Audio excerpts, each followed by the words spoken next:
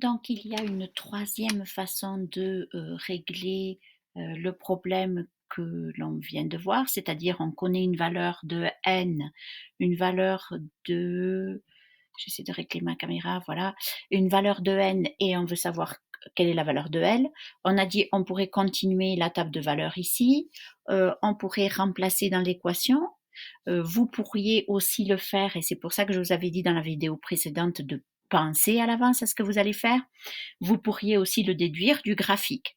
Donc même si votre numéro de figure, je n'ai pas mis 1 et 3 ici pour pas surcharger mon pseudo-graphique, mais donc je pourrais continuer ma relation linéaire. Donc encore une fois, j'aurais dû mettre le point pour 1, le point pour 3 ici. Donc je pourrais poursuivre la droite ici le graphique et aller trouver pour n est égal à 10, quelle est la valeur ici de L. Donc ça, ce serait une troisième méthode. Ensuite, la question 7, on se donne une valeur pour l'ordonnée. Moi, j'ai choisi le nombre 19, donc je me dis avec quel numéro de figure aura besoin de 19 losanges. Ça, c'est ma question. Et donc, je cherche le numéro de la figure, je cherche n. Donc là encore, vous avez plusieurs solutions.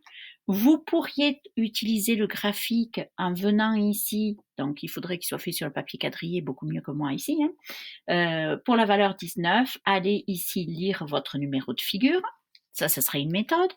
Une autre méthode, ce serait de continuer la table de valeurs jusqu'à atteindre 19. Donc, j'ai choisi 19 pour que ce soit facile, hein. À chaque fois, c'est plus 4. Donc, 15 plus 4, 19. Donc, comme ça, j'ai ma réponse. Je sais que c'est la figure 5.